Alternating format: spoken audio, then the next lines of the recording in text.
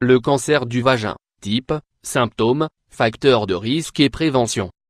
Selon les statistiques de l'Institut français de veille sanitaire et de l'Institut national de lutte contre le cancer, le taux de survie des femmes atteintes d'un cancer du vagin et de la vulve après 5 ans est de 49%.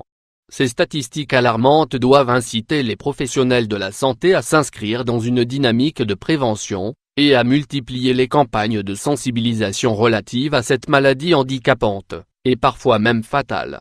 Dans cet article, nous partageons avec vous les causes du cancer du vagin, ses symptômes les plus fréquents, ainsi que les moyens de prévention.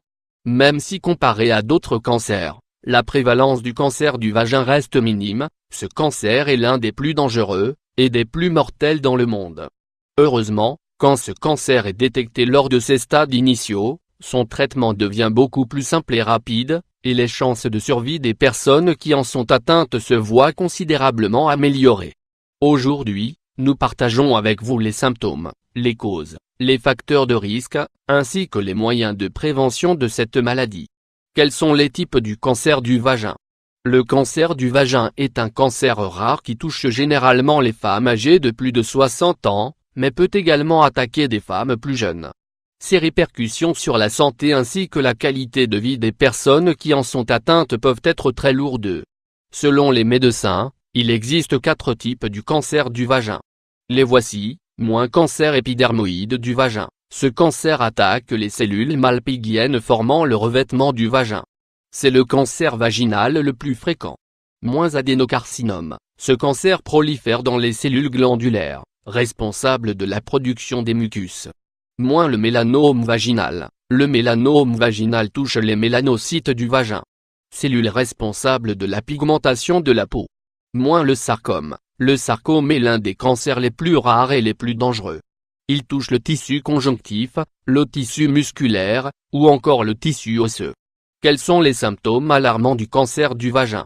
Le cancer du vagin est généralement silencieux lors de son stade initial, ce n'est qu'après avoir atteint des stades avancés, que les symptômes réels et évidents commencent à apparaître. C'est pour cela que les médecins recommandent à leurs patients d'effectuer des contrôles réguliers, et de ne pas négliger certains symptômes révélateurs de cette maladie. Voici une liste non exhaustive des signes qui révèlent la présence d'un cancer du vagin. Saignement inexpliqué et fréquent. Saignement chez les femmes ménopausées. Douleur intense au niveau du dos, du bassin, et toute autre zone du vagin. Douleur et saignement lors des rapports sexuels. Démangeaisons au niveau du vagin. Gonflement du vagin. Douleur lors de l'urine. Urine fréquente. Note, même si d'autres maladies plus ou moins dangereuses que le cancer peuvent être responsables de l'apparition de ces symptômes, il est fortement recommandé de consulter votre médecin dès que vous constatez un dysfonctionnement quelconque. Quels sont les facteurs de risque? Même si l'origine exacte du cancer vaginal reste partiellement méconnue, certains facteurs peuvent augmenter le risque d'atteinte de cette maladie. En voici quelques-uns. Être âgé de plus de 60 ans.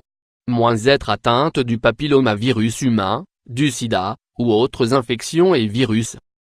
Tabagisme, et consommation excessive d'alcool. Irritation vaginale chronique. Facteurs génétiques. Antécédents d'autres types de cancers comme le cancer du col de l'utérus, cancer de l'anus, ou encore le cancer de la vulve. Comment éviter le cancer du vagin? En plus de favoriser votre bien-être, et d'améliorer votre état de santé, certaines consignes simples et faciles à suivre peuvent vous permettre d'éviter le cancer du vagin ainsi que tous les autres types de cancers. En voici quelques-unes. Adopter un régime alimentaire sain et équilibré, privilégier les aliments riches en antioxydants et en vitamines, et éviter les aliments trop gras, trop sucrés, ou trop salés. Lutter contre le stress et la sédentarité en effectuant une activité sportive régulière, ainsi que des activités relaxantes comme le yoga ou la méditation. Dormez suffisamment, 8 heures par jour. Hydratez votre corps en buvant une quantité suffisante d'eau, 1,5 à 2 litres par jour. Limitez votre consommation de cigarettes. Évitez la consommation excessive de boissons alcoolisées. Pensez à effectuer des contrôles médicaux de manière régulière, et ce, même si vous ne souffrez d'aucun des symptômes énumérés ci-dessus. Ne pratiquez jamais des relations sexuelles non protégées.